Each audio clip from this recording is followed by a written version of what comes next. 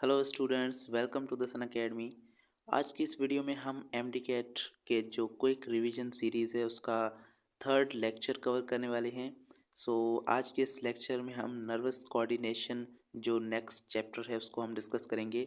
क्योंकि ये third lecture है तो इसमें अब हम नेक्स्ट सेकंड चैप्टर को स्टार्ट कर रहे हैं, क्योंकि फर्स्ट दो लेक्चर्स हमारे फर्स्ट चैप्टर के थे, that is support and movement. तो सपोर्ट एंड मूवमेंट को हम कंप्लीट कर चुके हैं। अब हम नर्वस कोऑर्डिनेशन की तरफ आएंगे। इस चैप्टर ये भी थोड़ा लंबा चैप्टर है, दैट्स वाई इसके हमें दो लेक्चर्स बनाने पड़ेंगे। फर्स्ट लेक्चर में हम इसका हाफ चैप्टर कवर करेंगे एंड नेक्स्ट लेक्चर में हमारा जो है वो ये चैप्टर कंप्लीट हो जाएगा। Let's start nervous coordination. और सबसे पहले क्योंकि ये क्विक रिवीजन है तो जल्दी से आप इस चैनल को सब्सक्राइब कर दें, और हमारे जो प्लेलिस्ट है वहाँ से आप जो है वो पिछले वाले लेक्चर्स भी देख सकते हैं। मैं प्लेलिस्ट जो है वो उसका लिंक डिस्क्रिप्शन में डाल दूँगा। लेट्स स्टार्ट, जल्दी से हम जो है वो रिवीजन स्टार्ट करते हैं। इंट्रोडक्शन के अंदर सबसे पहले जो है वो मैं बेसिक सा इंट्रोडक्शन दे देता हूँ कि what is coordination and nervous coordination में हमें क्या चीज़ें पढ़नी है। What is coordination? Coordination is basically communication between different systems of the body and different organ of the body. Body के अंदर जो है हमारे पास बहुत सारे सिस्टम्स एंड बहुत सारे ऑर्गन्स मौजूद हैं, और यहाँ पर जो है वो एक ऐसा सिस्टम है जो उन सभी को कंट्रोल कर रहा है और उन सभी को अपने कोऑर्डिनेशन के अंदर रख रहा है। उस सिस्टम को हम नर्वस सिस्टम कहते हैं। अब नर्वस सिस्टम का काम ये है कि ये बॉडी के डिफरेंट सिस्टम्स को आपस में कनेक्ट करता है और उनको इस तरह से कोऑर्डिनेट करता है कि उनके बीच में कम्युनिकेशन चलती है, और इस तरह से हमारी पूरी बॉडी जो है वो सही से फंक्शन कर पाती है। हमारे बाकी के बॉडी के सिस्टम्स को भी हमारा नर्वस सिस्टम कंट्रोल कर रहा है। The system of the body that provide communication through electrical and chemical signals is called nervous system. Nervous system के अंदर इलेक्ट्रिकल एंड केमिकल सिग्नल्स के थ्रू कम्युनिकेशन होती है, और वो कम्युनिकेशन जो है उसकी वजह से हमारी पूरी बॉडी के अंदर जो है वो डिफरेंट फंक्शंस परफॉर्म हो रहे होते हैं। दैट्स हमारे पास नर्वस कोऑर्डिनेशन। नर्वस कोऑर्डिनेशन का ये हमारे पास एक डेफिनेशन है। नर्वस कोऑर्डिनेशन हमारे पास नर्वस सिस्टम के दौरान परफॉर्म होती है, मतलब कि हमारे पास जितनी भी कोऑर्डिनेशन है वो नर्वस सिस्टम परफॉर्म करता है। और ये नर्वस सिस्टम के कुछ स्पेशलाइज्ड सेल्स हैं, कुछ स्पेशल सेल्स हैं जो बॉडी के दूसरे सेल से अलग हैं। इनके अंदर कुछ ऐसी खास चीज़ें हैं जिसकी वजह से ये दूसरे सेल से अलग हैं। इन सेल्स को हम न्यूरॉन्स कहते हैं, और ये न्यूरॉन को कहा जाता है कि ये हमारी बॉडी के सबसे लंबे और सबसे बड़े सेल्स हैं, बिकॉज ये जो है वो बॉडी के अंदर बहुत लंबी लंबी जगह तक ये एक्सटेंड करते हैं और अपना सिग्नल जो है वो पहुंचाते हैं। और ये signal electrical and chemical form के अंदर मौजूद होता है, जिस तरह से ये हमारे पास ट्रेवल करता है हमारी बॉडी के अंदर।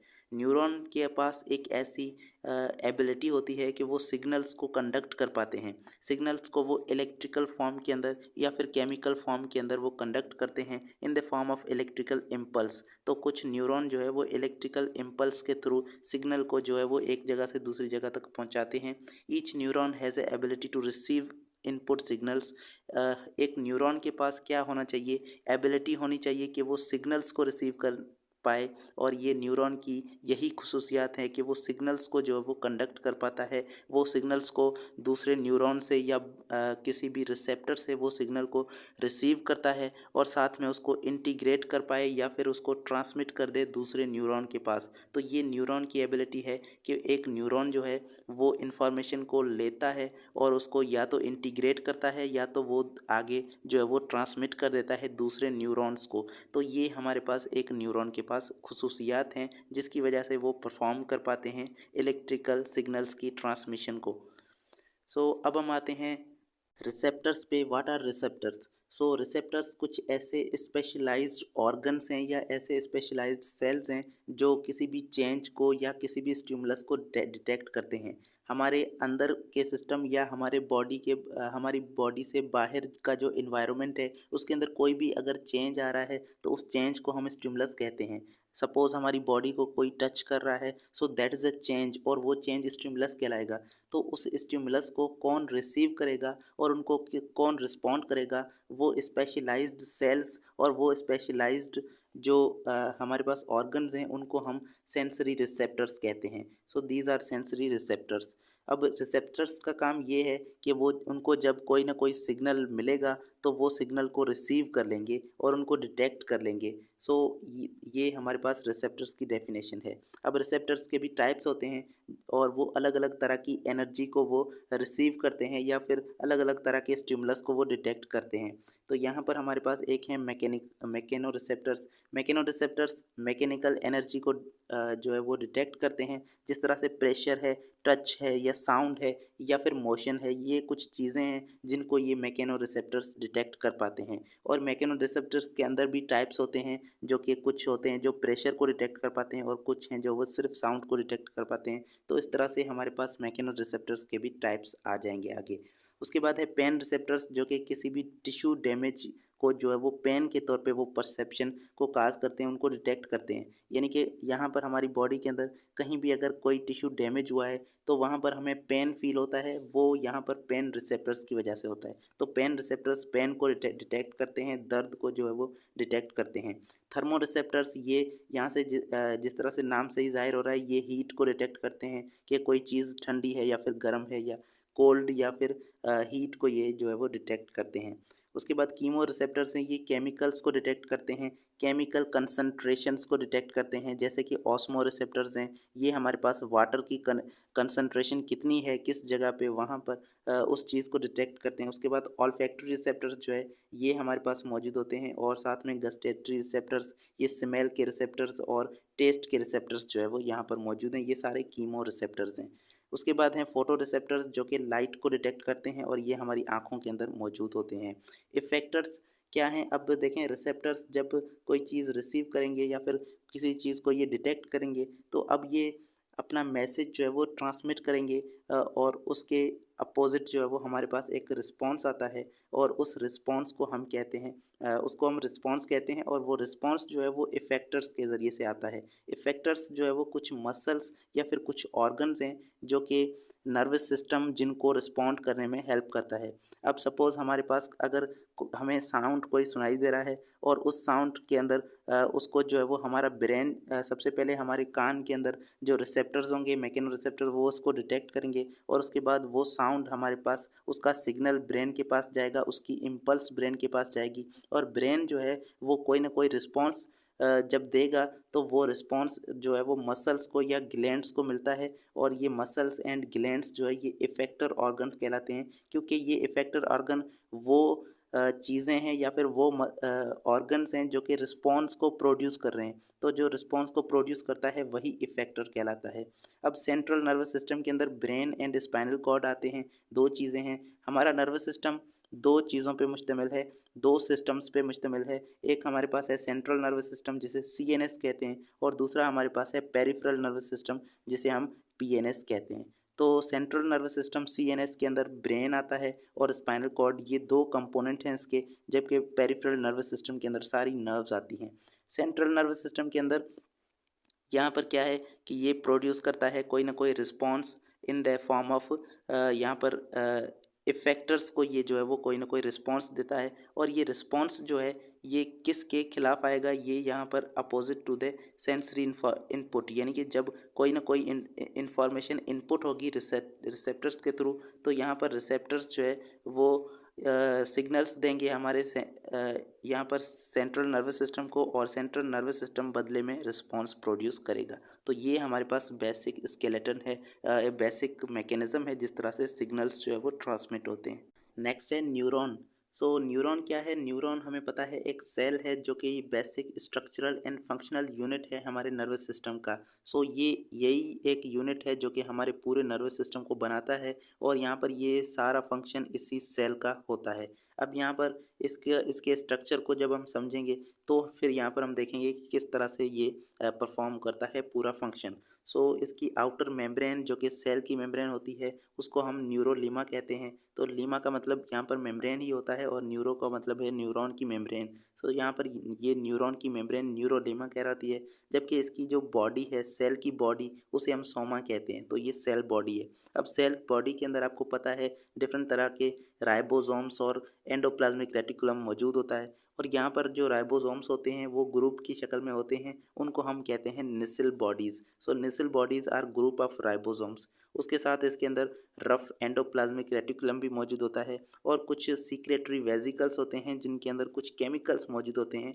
और ये केमिकल्स न्यूरोट्रांसमीटर्स कहलाते हैं।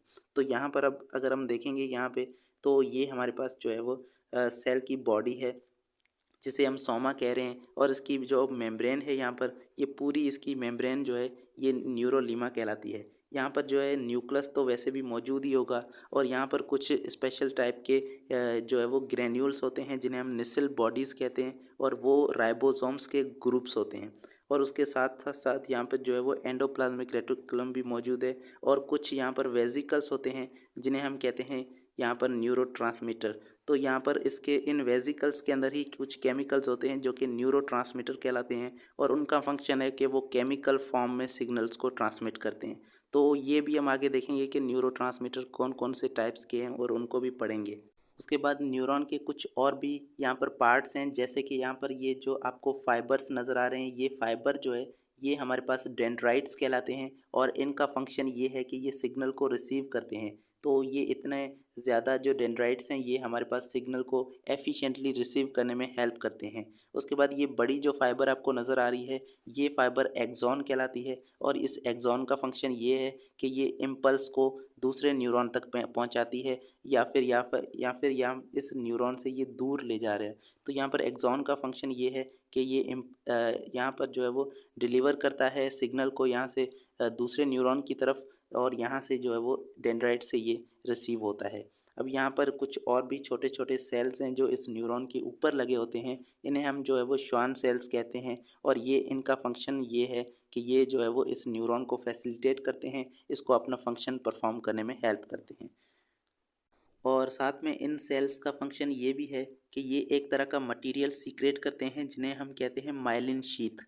तो ये माइलिन शीथ जो है ये एक तरह की यहाँ पर मटेरियल है जो कि यहाँ पर सीक्रेट होता है श्वान सेल्स के दौरान, और श्वान सेल जो है वो इस माइलिन शीथ को सीक्रेट करते हैं, और इनका माइलिन शीथ का फंक्शन ये है कि इसकी वजह से जो है वो इम्पल्स बहुत ही ज़्यादा स्पीड से, बहुत ही तेज़ ये इम्पल्स ट्रैवल कर पाती है, और ये जो है वो सिग्नल बहुत ही जल्दी यहाँ से ट्रैवल हो जाता है। तो यहाँ पर इनका फंक्शन ये है। उसके बाद यहाँ पर देखें इनकी डेफिनेशंस आप देख लें। डेंड्राइट्स क्या हैं? ये ब्रांचेज़ हैं, फाइबर्स हैं जो सोमा से सिग्नल्स को रिसीव करते हैं। और उसके बाद एक्सॉन क्या है? एक्सॉन बड़ी फाइबर है जो कि सोमा से सिग्नल्स को कैरी करता है, न्यूरॉन से दूर ले जाता है और दूसरे न्यूरॉन्स तक पहुँचाता है।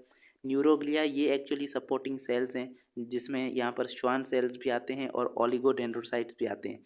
तो ये गिलियल सेल या फिर न्यूरोग्लिया इन्हें कहते हैं, और इनमें यहाँ पर ये सपोर्टिंग सेल्स का फंक्शन ये है कि ये न्यूरॉन्स को किस तरह से फैसिलिटेट करते हैं कि ये उसको न्यूरॉन को जो है वो नरिशमेंट भी प्रोवाइड करते हैं, मतलब कि वहाँ पर जो फूड है या फिर यहाँ पर जो है वो डिफरेंट तरह का मटेरियल यहाँ पर प्रोड्यूस करते हैं। आपकी बुक के अंदर लिखा हुआ है, तो वो सारी चीज़ें यहाँ से जो है वो इन न्यूरोग्लिया का फंक्शन है।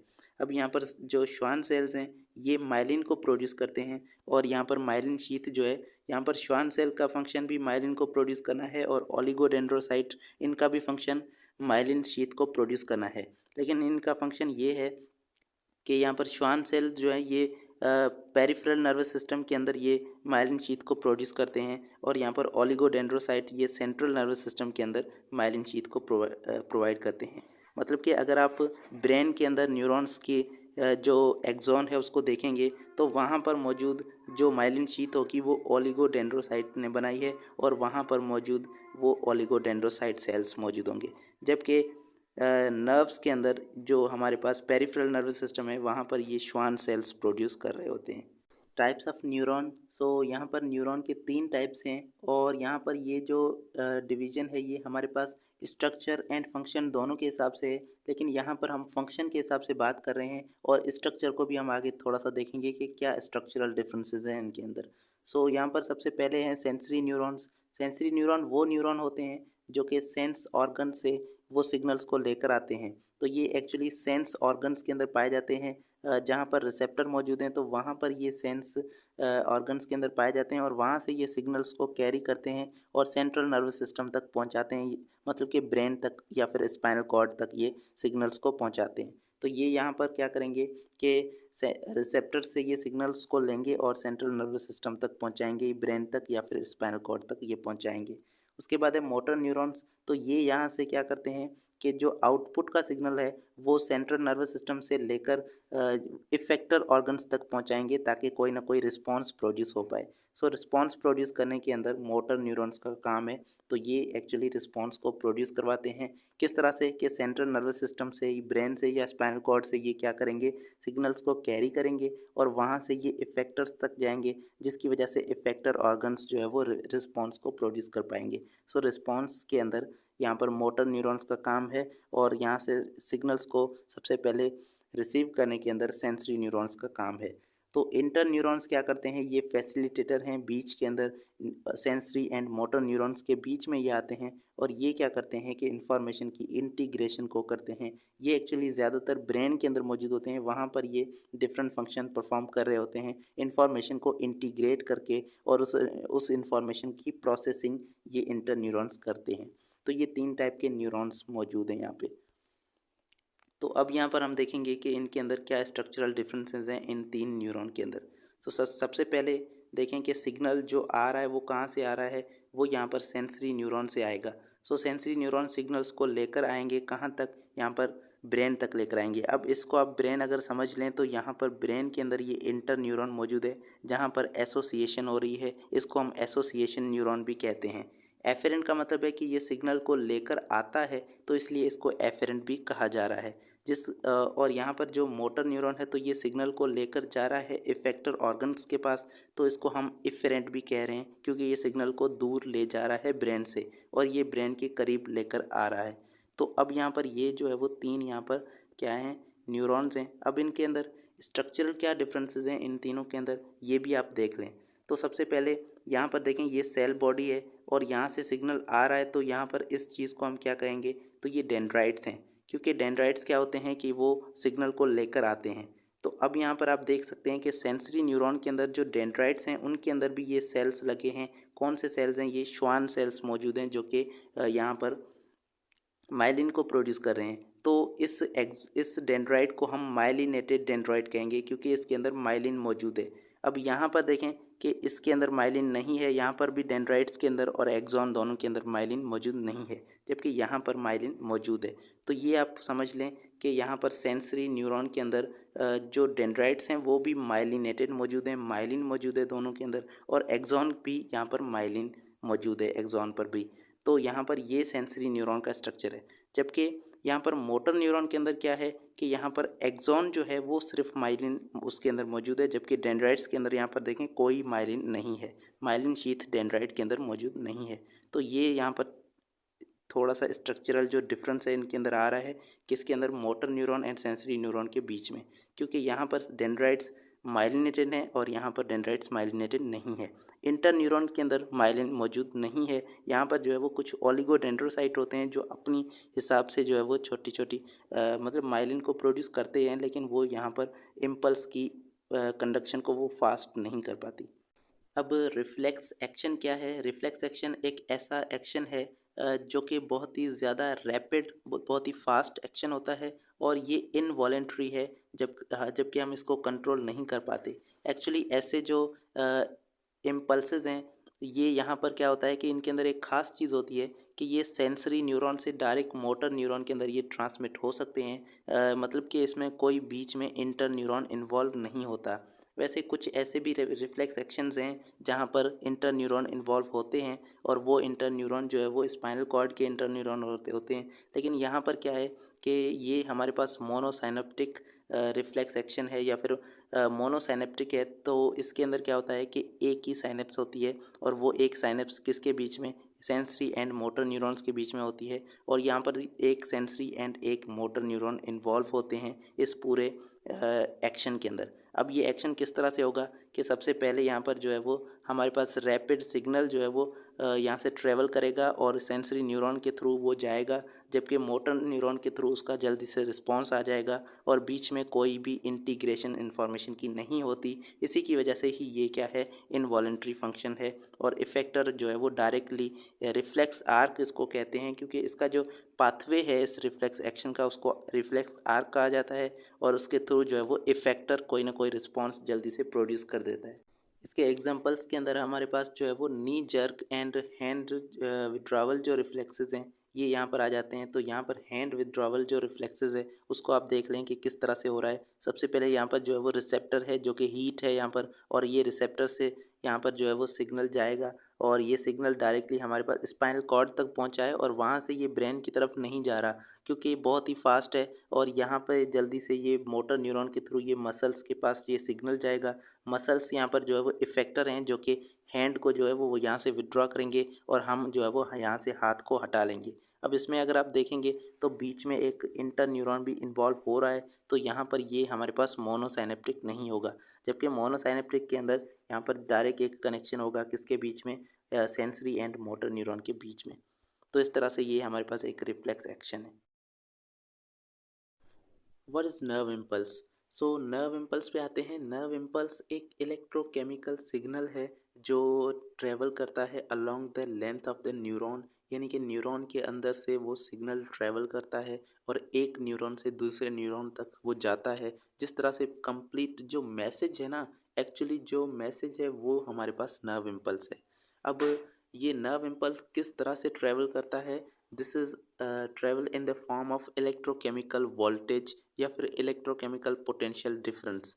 सो ये हमारे पास इलेक्ट्रोकेमिकल पोटेंशियल डिफरेंस के अंदर ट्रैवल करता है। कहाँ पे ये पोटेंशियल डिफरेंस होता है? ये न्यूरोलीमा या फिर इस मेम्ब्रेन पर, जो यहाँ पर एक्सॉन की मेम्ब्रेन है जिसको हम एक्सोलीमा भी कह सकते हैं, या फिर यहाँ पर डेंड्राइट्स की जो मेम्ब्रेन है, तो ये हमारे पास ओवरऑल न्यूरोलीमा ही कहलाती है, क्योंकि इस सेल की मेम्ब्रेन जो है वो न्यूरोलीमा है। तो मेम्ब्रेन के ऊपर ये पोटेंशियल डिफरेंस होता है जो कि along the length of the neuron ये ट्रैवल करता है। और ये ट्रैवल कर किस फॉर्म में करता है? ये आयोनिक कंसंट्रेशन की मौजूदगी में ये यहाँ पर ट्रैवल करता है। अब किस तरह से, और ये किस तरह से मेम्ब्रेन पोटेंशियल किस तरह से बनता है, इस चीज़ को हम यहाँ पे थोड़ा सा देखेंगे।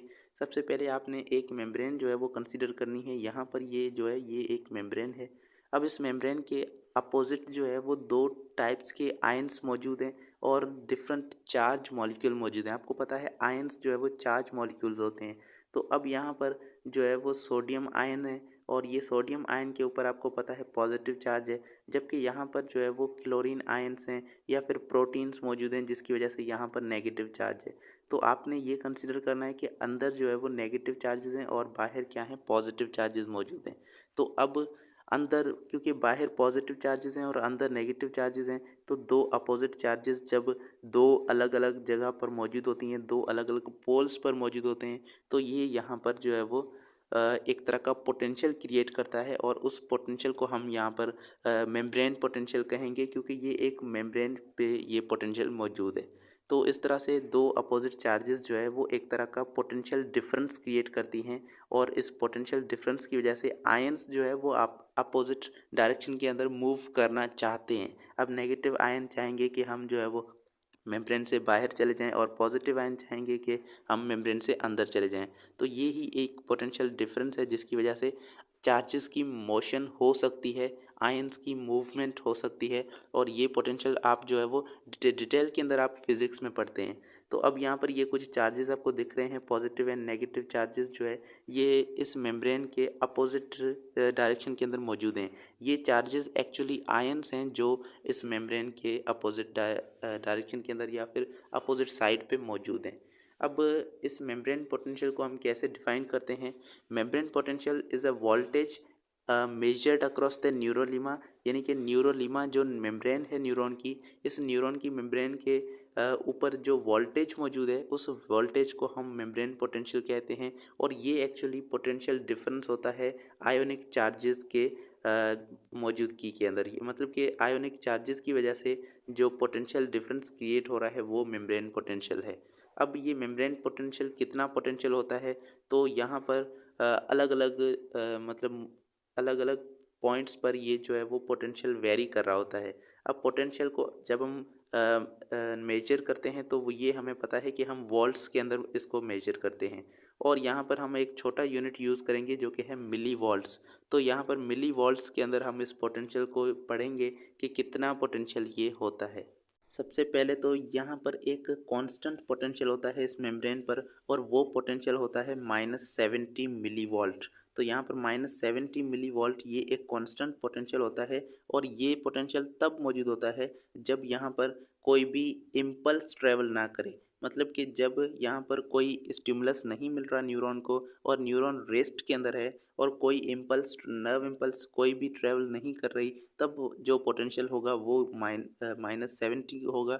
और इसको हम कहते हैं रेस्टिंग मेम्ब्रेन पोटेंशियल। तो इसको हम आगे पढ़ने वाले हैं। अभी आप थोड़ी सी डिस्ट्रीब्यूशन ऑफ आयंस को देख लें। What is distribution of ions, किस तरह से आयंस की डिस्ट्रीब्यूशन होती है मेम्ब्रेन के इनसाइड एंड मेम्ब्रेन के आउटसाइड में। तो न्यूरोलीमा एक पोलराइज्ड है। न्यूरोलीमा पोलराइज का मतलब ये है कि न्यूरोलीमा के अंदर इस मेम्ब्रेन के आसपास जो है वो अब दो अपोजिट चार्जेस की कंसंट्रेशन जो है वो बराबर नहीं है। इसकी वजह से इस पर मेम्ब्रेन पर जो है वो चार्ज मौजूद है। अगर ये चार्जेस बराबर होते, जितनी नेगेटिव चार्जेस हैं उतनी यहाँ पर जो है वो पॉजिटिव चार्जेस होती। तो यहाँ पर जो है वो सपोज बाहर जो है वो दो नेगेटिव एंड दो पॉजिटिव है, और अंदर भी दो नेगेटिव और दो पॉजिटिव हैं। तो इस तरह से ये क्या है कि ये बैलेंस्ड हैं, ये चार्जेस बैलेंस हैं, तो कोई भी वोल्टेज नहीं होगा। लेकिन न्यूरोलीमा पर इनकी कंसंट्रेशन क्या है, अपोजिट है। मतलब कि कम या फिर ज़्यादा है, डिफरेंट कंसंट्रेशन है मेम्ब्रेन के अंदर और मेम्ब्रेन के बाहर की। तो इस वजह से यहाँ पर जो है क्या हो रहा है कि न्यूरोलीमा पोलर पोलर पोलर बन रही है, पोलराइज्ड हो रही है, और इसकी वजह से जो है वो पोटेंशियल डिफरेंस या फिर वोल्टेज क्रिएट हो रहा है। तो अब ये कंसंट्रेशन किन आयंस की है, तो यहाँ पर जो है वो पोटेशियम आयंस ये सबसे ज़्यादा जो है इनकी कंसंट्रेशन वो है अंदर की तरफ। पोटेशियम आयंस जो है वो अंदर की तरफ ज़्यादा है, और अंदर का मतलब है कि सेल के साइटोप्लाज्म के अंदर ये ज़्यादा होंगे, जबकि 30 टाइम्स ज़्यादा हैं ये बाहर से। जितने भी पोटेशियम आयंस बाहर हैं उनके मुकाबले में पोटेशियम आयंस की कंसंट्रेशन अंदर जो है वो 30 टाइम्स ज़्यादा है।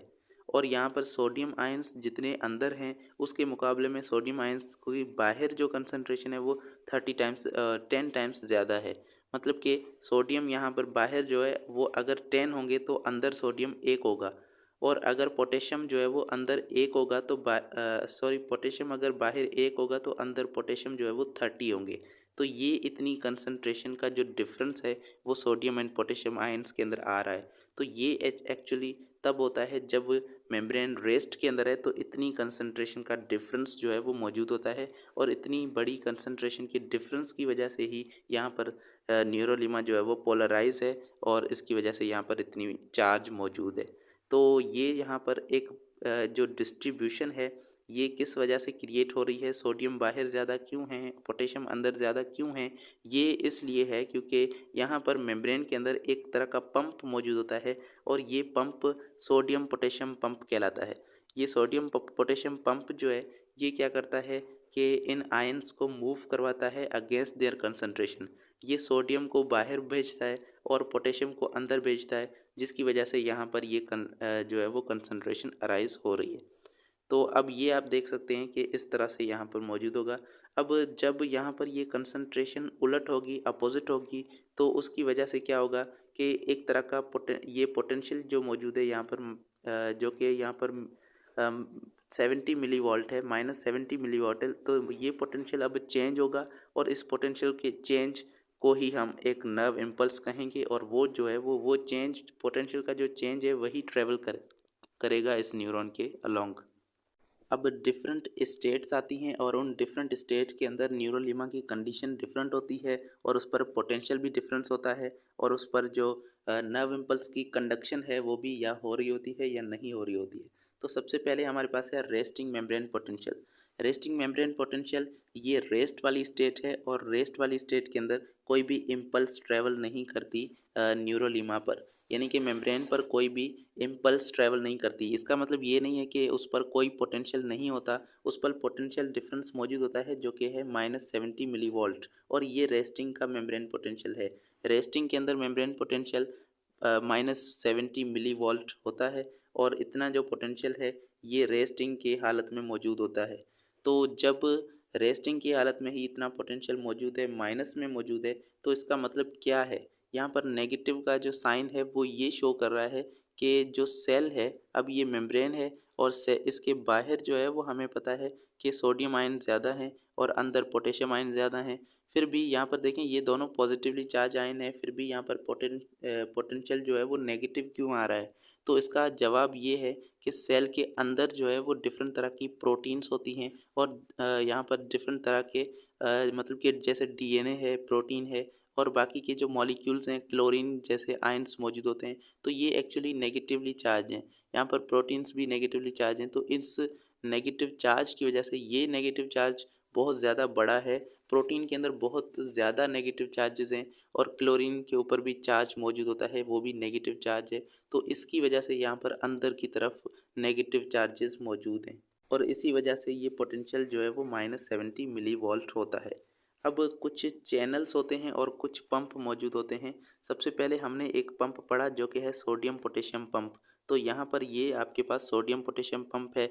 जब एक पंप की बात होती है तो वो एक्टिव ट्रांसपोर्ट करता है, और एक्टिवली वो आयंस को अगेंस्ट द कंसंट्रेशन ले जाता है। ये पोटेशियम को जो है वो अंदर ले जा रहा है और सोडियम को बाहर ले जा रहा है अगेंस्ट दियर कंसंट्रेशन। इसका मतलब ये है कि सोडियम बाहर ज़्यादा है, फिर भी ये वहाँ पर जो है वो बाकी ज़्यादा सोडियम वहाँ पर भेज रहा है। तो इसकी वजह से हमें एनर्जी भी चाहिए होती है, एटीपी भी चाहिए होती है, और ये एक्टिव ट्रांसपोर्ट करता है ये सोडियम पोटेशियम पंप। तो इसका काम ये है कि ये रेस्टिंग की स्टेट को मेंटेन रखता है, सोडियम की कंसंट्रेशन को बाहर ज़्यादा रखता है और पोटेशियम की कंसंट्रेशन को अंदर ज़्यादा रखता है। और यहाँ पर हमारे पास जो है वो दो चैनल्स भी मौजूद हैं, एक यहाँ पर सोडियम का चैनल है और एक यहाँ पर पोटेशियम का चैनल है। अब ये चैनल जो है ये एनर्जी को यूज़ नहीं करते, ये पैसिव ट्रांसपोर्ट करते हैं, लेकिन ये जो है वो रेगुलेट होते हैं, ओपन या फिर क्लोज हो रहे होते हैं। जब ये चैनल ओपन होंगे तो यहाँ पर जो है वो डिफ्यूजन होगी और जो आयंस हैं वो मूव करेंगे, लेकिन जब ये क्लोज होंगे तो आयंस मूव नहीं करेंगे। तो अब ये चैनल जो है ये क्या करते हैं कि पोटेशियम आयंस को डिफ्यूज़ कराते हैं more easily outside, hence the inside of the cell is negative. अब यहाँ पर ये जो चैनल हैं पोटेशियम के, ये जो है ये बहुत ज़्यादा तादाद में मौजूद हैं, और ये आयंस को जो है वो किस तरफ मूव कराएंगे? ये आयंस को बाहर की तरफ मूव करवाएंगे, जबकि ये पंप जो है वो ये पोटेशियम के आयंस को अंदर की तरफ मूव करवा रहा है। तो रेस्टिंग की स्टेट वो यहाँ पर मौजूद थी। उसके बाद है हमारे पास action potential. Action potential state वो स्टेट है जब यहाँ पर जब भी कोई स्टिमुलस आता है और उस स्टिमुलस को कोई न्यूरॉन रिस्पॉन्स करता है, और उसके बाद वहाँ पर जो है वो नर्व इम्पल्स की जनरेशन होती है।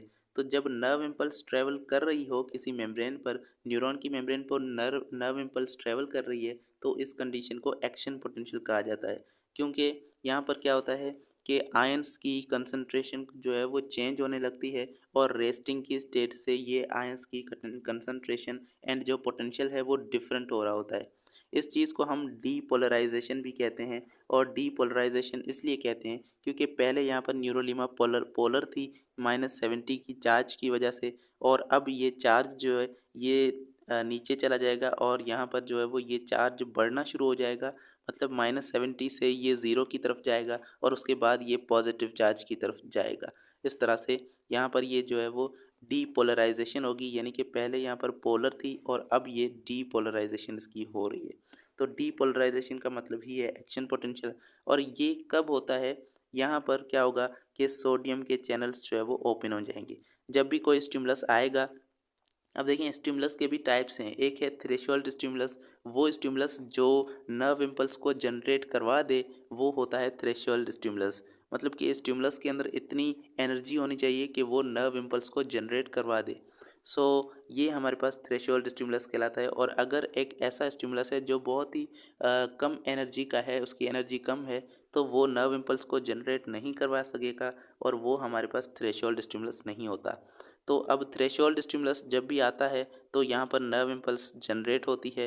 किस तरह से होती है कि सबसे पहले हमारे पास सोडियम के चैनल्स जो है वो ओपन हो जाएंगे, और जब सोडियम के चैनल ओपन होंगे, ये वाले सोडियम के चैनल्स ओपन होंगे, तो यहाँ पर सोडियम क्योंकि बाहर कंसंट्रेशन ज़्यादा है तो ये जल्दी से सोडियम जो है वो अंदर की तरफ मूव करना शुरू हो जाएंगे, और अंदर जो है वो सोडियम की कंसंट्रेशन बढ़ेगी। जब सोडियम की कंसंट्रेशन अंदर बढ़ेगी, पॉजिटिव चार्जेस अंदर बढ़ेंगी, तो यहाँ पर क्या होगा कि ये जो -70 की नेगेटिव चार्ज मेंटेन थी, ये अब बढ़ना शुरू हो जाएगी। अब देखो, बढ़ने का मतलब ये है कि माइनस के अंदर ये वैल्यू कम होगी और ये ज़ीरो की तरफ जाएगी, और आहिस्ता आहिस्ता ज़ीरो से भी ये पॉजिटिव वोल्टेज की तरफ जाएगी। तो जिस तरह से ये पॉजिटिव वोल्टेज की तरफ जाएगी, इस चीज़ को हम डीपोलराइजेशन कहते हैं, और डीपोलराइजेशन ही मेम्ब्रेन का एक्शन पोटेंशियल होता है जो कि ये ट्रैवल करता है। उसके बाद क्या होगा कि मेम्ब्रेन पर इस तरफ से जो बाकी के सोडियम के चैनल्स हैं वो ओपन होंगे, और यहाँ पर डीपोलराइजेशन होगी, और उसके बाद मेम्ब्रेन पर आगे जो है वो डीपोलराइजेशन होगी, और ये डीपोलराइजेशन जो है वो इस तरह से ट्रैवल करती जाएगी, जिसको हम नर्व इम्पल्स ही कहेंगे।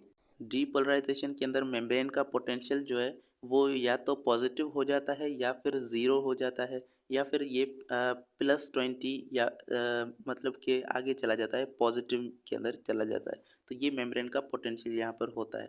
जबकि उसके बाद रीपोलराइजेशन जो कि नेक्स्ट स्टेप है, तो रीपोलराइजेशन के अंदर क्या होता है कि इलेक्ट्रिकल बैलेंस जो है वो रीस्टोर होता है। अब ये रीस्टोर किस तरह से होगा? आपको पता है कि सोडियम आयन अब ज़्यादा अंदर चले गए हैं, और यहाँ पर जो अंदर का नेगेटिव चार्ज था वो अभी न्यूट्रलाइज हो गया है। तो अब इसको अंदर के नेगेटिव चार्ज को दोबारा हमें रीस्टोर करना है, और फिर से जो है वो यहाँ पर -70 तक ले जाना है। तो इसकी वजह से हमें पॉजिटिव आयंस को कुछ बाहर निकालने पड़ेंगे। तो रीपोलराइजेशन एक ऐसा स्टेप है जिसके अंदर पोटेशियम के चैनल्स जो है वो ओपन हो जाते हैं, और पोटेशियम के चैनल जब ओपन होंगे तो यहाँ पर क्या है कि पोटेशियम अंदर ज़्यादा थे, तो ये जल्दी से पोटेशियम बाहर भागना शुरू हो जाएंगे, और बहुत ज़्यादा बाहर पोटेशियम जो है वो बाहर निकल जाएंगे। तो पोटेशियम की कंसंट्रेशन अब जो है वो बाहर की तरफ ज़्यादा हो जाएगी। तो पोटेशियम जिस तरह से, क्योंकि पॉजिटिव चार्जेस हैं और ये बाहर भाग रहे हैं, बाहर जा रहे हैं, तो बाहर जाने की वजह से अंदर का जो फिर से नेगेटिव चार्ज है वो उभरना शुरू हो जाएगा, और फिर से हमारे पास जो है वो रेस्टिंग की जो स्टेट का जो चार्ज था वो दोबारा स्टेबलिश होना शुरू हो जाएगा। अब यहाँ पर पोटेशियम के चैनल जो है वो ओपन होंगे, पोटेशियम बाहर जाएगा। पोटेशियम के बाहर जाने की वजह से मेम्ब्रेन फिर से रीपोलराइज होगी, और क्योंकि न्यूरोलिमा की जो ओरिजिनल स्टेट है वो पोलराइजेशन वाली है, तो न्यूरोलिमा फिर से पोलर हो जाएगी, और फिर से इसकी -70 तक चार्ज आ जाएगी। अब देखें, पोटेशियम के जो चैनल्स हैं वो नंबर में बहुत ज़्यादा हैं। इसकी वजह से क्या होता है कि पोटेशियम बहुत ज़्यादा बाहर चले जाते हैं, और पोटेशियम जब बहुत बहुत ज़्यादा बाहर चले जाएंगे तो फिर यहाँ पर एक कंडीशन आती है जिसका नाम है हाइपर पोलराइजेशन। हाइपर पोलराइजेशन का मतलब ये है कि रेस्टिंग की स्टेट के अंदर जितना पोटेंशियल था उससे भी कम पोटेंशियल हो जाए, और ये मतलब कि जैसे कि -90 हो जाए, तो -90 तक ये पहुँच गया है, तो अब ये बहुत ही ज़्यादा नेगेटिव के अंदर चला गया है, और ये ओवर शूट हो गया है। इतना हमें पोटेंशियल नहीं बढ़ाना था, इतना मतलब कि हमें पोटेंशियल नेगेटिव के अंदर नहीं बढ़ाना था, इतनी वैल्यू नहीं करनी थी। हमें कितनी करनी थी? -70, जो कि रेस्टिंग के अंदर मौजूद था। रेस्टिंग मेम्ब्रेन पोटेंशियल RMP कितना होता है? -70 होता है। तो यहाँ पर हमें जो है वो रीस्टोर के अंदर, रीपोलराइजेशन के अंदर -70 तक जाना था, लेकिन क्योंकि पोटेशियम चैनल्स ज़्यादा हैं तो वो जल्दी से ज़्यादा आयंस को बाहर भेज देते हैं, जिसकी वजह से ओवर शूट हो जाता है, और ओवर शूट की वजह से यहाँ पर हाइपर पोलराइजेशन होती है। और हाइपर पोलराइजेशन के अंदर क्या होता है कि यहाँ पर या तो पोटेशियम जो है वो ज़्यादा बाहर चले जाते हैं, और या फिर यहाँ पर क्लोरीन का भी इन्फ्लक्स हो जाता है, यानी कि क्लोरीन जो है वो अंदर ज़्यादा आ जाते हैं। तो क्लोरीन के चैनल्स यहाँ पर भी मौजूद होते हैं, क्लोरीन के चैनल्स, और वो क्लोरीन अगर अंदर आ गया तो उसकी वजह से अंदर का जो है वो नेगेटिव चार्ज वो फिर से आ जाएगा, और ये बहुत ज़्यादा नेगेटिव आ जाता है, -90 आ जाता है। तो ये हाइपर पोलराइजेशन कंडीशन कहलाती है। इस कंडीशन के अंदर भी नर्व इम्पल्स कंडक्ट नहीं होती इस कंडीशन के अंदर, और इस कंडीशन के अंदर नर्व इम्पल्स को जनरेट करना और भी मुश्किल हो जाता है, क्योंकि ये मेम्ब्रेन जो है वो बहुत और भी ज़्यादा नेगेटिव हो गई है।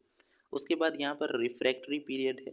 रिफ्रैक्टिव पीरियड एक ऐसा छोटा सा पीरियड है जिसके अंदर एक सक्सेसफुल इम्पल्स की ट्रांसमिशन के बाद मेम्ब्रेन को दोबारा प्रिपेयर किया जाता है ताकि वो मेम्ब्रेन जो है वो दूसरे इम्पल्स को, सेकेंड स्टिमुलस को वो रिस्पॉन्स करे।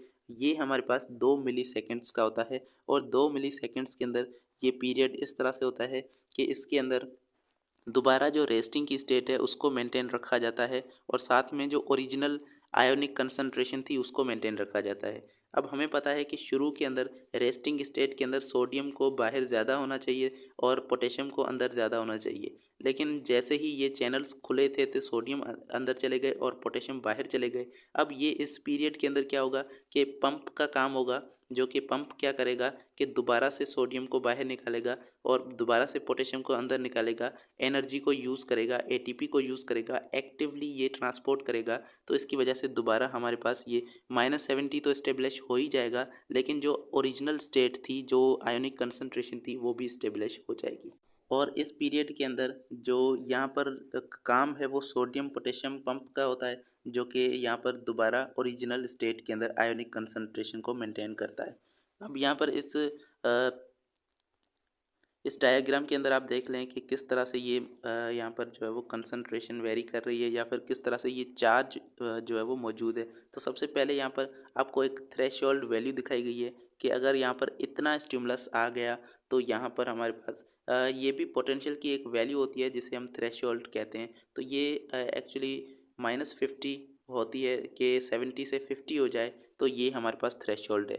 तो अब यहाँ पर ये थ्रेशोल्ड की वैल्यू है, इतना अगर स्टिमुलस आ गया तो फिर यहाँ पर हमारे पास जो है वो सबसे पहले यहाँ पर डीपोलराइजेशन होगी और मेम्ब्रेन का जो पोटेंशियल है वो यहाँ पर ज़ीरो से लेकर मतलब कि पॉजिटिव के अंदर चला जाएगा। अब उसके बाद रीपोलराइजे ये देखो डीपोलराइजेशन किसकी वजह से हो रही है, यहाँ पर डीपोलराइजेशन सोडियम के चैनल के ओपन होने की वजह से हो रही है। तो ये आपके यहाँ पर डिटेल में देख लेना है। उसके बाद है रीपोलराइजेशन, जो कि पोटेशियम के चैनल के ओपन होने की वजह से हो रही है और इसके अंदर जो है मेम्ब्रेन वो उसका पोटेंशियल फिर से जो है वो ज़ीरो की तरफ और फिर से नेगेटिव की तरफ आ जाता है। और यहाँ पर हमें जो ये जगह दिखाई गई है ये एक्चुअली रेस्टिंग मेम्ब्रेन पोटेंशियल है जिसकी वैल्यू है -70। अब उसके बाद देखें इससे भी नीचे चला गया, इसका मतलब है ये -90 तक चला गया है और -90 के अंदर ये हाइपर पोलराइजेशन हो गई है। ये किस वजह से हुई, पोटेशियम के चैनल के ओपन होने की वजह से हुई। और उसके बाद यहाँ पर ये रिफ्रैक्टरी पीरियड होगा जिसके अंदर ये सारी चीज़ें जो है वो रिस्टोर होंगी। यहाँ पर कुछ एक रिफ्रैक्टिव पीरियड आएगा, उसके बाद फिर से दोबारा रेस्टिंग स्टेट आ जाएगी। जब रेस्टिंग स्टेट आ जाएगी उसके बाद ही सेकंड स्टिमुलस को रिस्पॉन्स किया जा सकता है और सेकंड इम्पल्स को जनरेट किया जा सकता है। तो ये नर्व इम्पल्स का बहुत बड़ा टॉपिक था जिसको हमने मतलब हमें ज़्यादा ही टाइम लगा, लेकिन होपफुली हमने इसको कवर कर लिया है। अगर आपने ये टॉपिक आपको इस अंदाज से और शॉर्ट वे में अगर इजीली अंडरस्टैंड आया है, समझ आया है, तो आप प्लीज़ कमेंट करके बताएं ताकि आगे भी ऐसे ही लेक्चर्स में जो है वो बनाता रहूं और हमारी जो मोटिवेशन है वो पीक पे रहे। तो सबसे पहले यहाँ पर हम नेक्स्ट छोटा सा टॉपिक डिस्कस करेंगे, उसके बाद इस लेक्चर को एंड करेंगे। साइनेप्स साइनेप्स क्या है? साइनेप्स दो न्यूरॉन्स के बीच का एक जंक्शन है जिसके बीच में वो न्यूरॉन्स आपस में कम्युनिकेट करते हैं और नर्व इम्पल्स को एक न्यूरॉन से दूसरे न्यूरॉन के अंदर ट्रांसमिट करते हैं। तो ये एक ऐसा जंक्शन है जो कम्युनिकेशन को कंट्रोल करता है। ये कम्युनिकेशन जो है एक न्यूरॉन और दूसरे सेल के बीच में होगी। यहाँ पर ये एक न्यूरॉन और दूसरा सेल जो है ये डिफरेंट हो सकते हैं। एक न्यूरॉन सपोज़ यहाँ पर अगर हमारे पास एक न्यूरॉन है और दूसरा यहाँ पर इफेक्टर का सेल है, या फिर यहाँ पर दूसरा जो है वो दूसरा कोई न्यूरॉन हो सकता है, या फिर यहाँ पर दूसरा जो है वो कोई मसल का सेल या कोई ग्लैंड्स का सेल हो सकता है। और तो सब इन सभी के बीच में ये यहाँ पर जो है वो साइनेप्स कहलाती है। तो ये इनका जंक्शन है जो इनके बीच में, इन दोनों के बीच में क्या करेगा, कम्युनिकेशन को कंट्रोल करेगा। इसके अंदर जो पहले आने वाला सेल जो कि सिग्नल को देता है, जहाँ से सिग्नल आ रहा है वो सेल प्री सिनेप्टिक सेल कहलाता है। और उसके बाद जिसके अंदर सिग्नल को जाना है, जिसको सिग्नल जो है वो रिसीव करना है, वो पोस्ट सिनेप्टिक या फिर बाद में आने वाला सेल कहलाता है। तो ये पोस्ट सिनेप्टिक सेल है और इनके बीच में एक तरह का गैप होता है। इस गैप को हम कहते हैं सिनेप्टिक क्लेफ्ट। तो इस क्लेफ्ट के अंदर ही कुछ केमिकल्स रिलीज होते हैं जिसकी वजह से ये साइनेप्स ट्रैवल करती है। अब ये देखें साइनेप्स के दो टाइप्स हैं, एक हमारे पास है इलेक्ट्रिकल साइनेप्स और दूसरी यहाँ पर केमिकल साइनेप्स। इलेक्ट्रिकल साइनेप्स क्योंकि ये इलेक्ट्रिकल है तो ये फास्ट होती है और एफिशिएंट होती है। इसके अंदर सिग्नल की क्वालिटी जो है वो लूज़ नहीं होती। ये जो है ज़्यादा कॉमन होती है इन वर्टिब्रेट्स के अंदर, मतलब कि जो लोअर एनिमल्स हैं उनके अंदर ये ज़्यादा कॉमन होती है। और वहाँ पर क्या होता है कि 2 सेल्स जो है वो डायरेक्टली उनके साइटोप्लाज़्मिक कनेक्शंस होते हैं। 2 सेल्स वो साइटोप्लाज़्मिक कनेक्शंस होते हैं उनके, जिसकी वजह से वो जो है वो डायरेक्टली इम्पल्स को एक सेल के से दूसरी सेल के अंदर वो ट्रैवल करवा पाते हैं और इसके अंदर कोई केमिकल्स इन्वॉल्व नहीं होते। तो ये हमारे पास इलेक्ट्रिकल साइनेप्स कहलाती है। जबकि केमिकल साइनेप्स के अंदर जो 2 न्यूरॉन्स के बीच में कम्युनिकेशन होती है, वो कुछ केमिकल्स के ज़रिए होती है और वो केमिकल्स न्यूरोट्रांसमीटर्स कहलाते हैं। याद रहे ये आपने पहले भी सुन चुके हैं आप, मसल के अंदर आपने एसिटाइल कोलिन नाम का जो है वो न्यूरोट्रांसमीटर पढ़ा था। और ये न्यूरोट्रांसमीटर्स जो है ये एक्चुअली केमिकल्स हैं जो साइनेप्स पर जो है वो एक न्यूरॉन से दूसरे न्यूरॉन के अंदर या दूसरे मसल के सेल के अंदर ये इम्पल्स को भेजते हैं। और ये ज़्यादा कॉमन होता है वर्टिब्रेट्स के अंदर या हायर एनिमल्स के अंदर, क्योंकि उनके अंदर वहाँ पर जो है वो ये इलेक्ट्रिकल साइनेप्स नहीं है तो वहाँ पर केमिकल साइनेप्स होता है। तो अब यहाँ पर क्या होता है कि इसके अंदर जो प्री साइनेप्टिक सेल है वो एक्चुअली प्री साइनेप्टिक सेल को न्यूरोट्रांसमीटर्स रिलीज़ करता है। यहाँ पर ये प्री साइनेप्टिक सेल है जो कि न्यूरोट्रांसमीटर्स कुछ रिलीज़ करेगा और इस न्यूरोट्रांसमीटर जाकर यहाँ पर बाइंड होंगे रिसेप्टर्स के साथ और ये रिसेप्टर जो है वो पोस्ट साइनेप्टिक सेल के पास मौजूद हैं। तो यहाँ पर ये मौजूद होते हैं। अब सेल ये जो न्यूरोट्रांसमीटर है ये कहाँ पे बनते हैं? ये सेल बॉडी या फिर सोमा के अंदर बनते हैं। जैसा कि हमने स्ट्रक्चर के अंदर पढ़ा तो वहाँ पर कुछ साइनेप्टिक वेसिकल्स होते हैं जो कि ये साइनेप्टिक वेसिकल्स जो है ये प्री साइनेप्टिक सेल के पास मौजूद हैं और उस उनके अंदर ये न्यूरोट्रांसमीटर होते हैं जो कि उस सेल के सोमा के अंदर या फिर उसकी बॉडी के अंदर बनते हैं। अब इसका मैकेनिज़्म क्या होगा ट्रैवल करने का, कि सबसे पहले जब भी एक्शन पोटेंशियल आएगी तो वहाँ पर देखें पहले इस सेल के अंदर जब एक्शन पोटेंशियल आएगी तो वहाँ पर क्या होगा कि कुछ कैल्शियम के चैनल्स होते हैं वो ओपन हो जाएंगे। यहाँ पर कैल्शियम का बड़ा रोल होता है कि कैल्शियम के चैनल्स के ओपन होने की वजह से कैल्शियम जो है वो यहाँ से साइनेप्टिक क्लेफ्ट के अंदर जो कैल्शियम मौजूद है वो सारे कैल्शियम, बहुत ज़्यादा कैल्शियम अंदर आना शुरू हो जाएंगे और वो जो है वो सेल के अंदर आएंगे। जब सेल के अंदर आएंगे तो वहाँ पर ये कुछ रिएक्शंस करेंगे और उन रिएक्शन की वजह से क्या होगा कि जो न्यूरोट्रांसमीटर्स हैं वो यहाँ से वेसिकल्स के फॉर्म में वो बाहर रिलीज़ हो जाएंगे और ये न्यूरोट्रांसमीटर ये जाकर सेल के दूसरे सेल पर जाकर बाइंड होंगे। वहाँ पर रिसेप्टर्स मौजूद होते हैं, वहाँ पर जाकर बाइंड होंगे और उस तरह से बाइंडिंग होने की वजह से ये जो सिग्नल है ये उसकी मेम्ब्रेन के अंदर चला जाएगा और इस तरह से ये डीपोलराइजेशन आगे ट्रैवल करना शुरू हो जाएगी। तो ये एक्चुअली न्यूरोट्रांसमीटर रिलीज़ हुए हैं एक्सोसाइटोसिस की वजह से, जिसने बाइंड किया है रिसेप्टर्स पे और ये रिसेप्टर पोस्ट साइनेप्टिक सेल पे हैं। कहाँ से हैं देखें, ये अपने बात याद याद रखनी है कि जो न्यूरोट्रांसमीटर रिलीज़ हो रहे हैं वो प्री साइनेप्टिक सेल से हो रहे हैं और बाइंड कहाँ पे हो रहे हैं, पोस्ट साइनेप्टिक सेल पे हो रहे हैं। तो पोस्ट साइनेप्टिक सेल के अंदर membrane potential action potential generate हो जाएगा और ये नर्व इम्पल्स मतलब ट्रेवल हो गई सेकेंड सेल के अंदर। अब न्यूरोट्रांसमीटर दो टाइप्स के हो सकते हैं, जैसे कि न्यूरोट्रांसमीटर एक्साइटेटरी भी हो सकता है और इनहिबिटरी भी हो सकता है। तो सबसे पहले हम यहाँ पर जो है वो इस फिगर को आप जो है वो आपने डिटेल में देखना है कि क्या हो रहा है यहाँ पे। सबसे पहले देखें जैसे ही यहाँ पे नर्व इम्पल्स आई तो प्री साइनेप्टिक सेल के अंदर यहाँ पर कैल्शियम के चैनल्स ओपन हुए और ये कैल्शियम जो है वो अंदर आना शुरू हो गया। तो जिस तरह से कैल्शियम अंदर आया तो यहाँ पर जो साइनेप्टिक वेसिकल्स हैं ये आहिस्ता आहिस्ता बाहर जाएंगे और यहाँ पे जो है वो इस मेम्ब्रेन से एक्सोसाइटोसिस के ज़रिए से ये बाहर निकलेंगे जो कि जाकर यहाँ पर रिसेप्टर्स पर बाइंड होंगे। वो पोस्ट साइनेप्टिक सेल है तो यहाँ पर ये देखें ये पोस्ट साइनेप्टिक सेल है, वहाँ पर रिसेप्टर्स पर जाकर ये न्यूरोट्रांसमीटर बाइंड हो रहे हैं तो वहाँ पर जाकर ये एक्शन पोटेंशियल जनरेट होगा सेकेंड सेल के अंदर। और ये जो फिगर है ये आपने डिटेल में देख लेनी है कि क्या यहाँ पर हो रहा है। अब यहाँ पर एक्साइटेटरी का मतलब ये है कि यहाँ पर जो न्यूरोट्रांसमीटर रिलीज़ होंगे वो जाकर क्या करेंगे, वो डीपोलराइजेशन काज करेंगे, यानी कि नेक्स्ट सेल के अंदर वो एक्शन पोटेंशियल को जनरेट करवा देंगे। लेकिन अगर वो इनहिबिटरी हुआ तो वो आगे जाके हाइपर पोलराइजेशन कर देगा नेक्स्ट न्यूरॉन के अंदर, यानी कि क्लोरीन या फिर पोटेशियम के चैनल को ओपन कर देगा, जिसकी वजह से क्या होगा, हाइपर पोलराइजेशन के अंदर आपको पता है कोई नर्व इम्पल्स ट्रेवल नहीं करती। तो मतलब कि वो इनहिबिट कर रहा है, वो नर्व इम्पल्स को आगे नहीं भेज रहा, जबकि ये एक्साइटेटरी ये नर्व इम्पल्स को आगे पोस्ट सिनेप्टिक सेल के अंदर भेज देता है।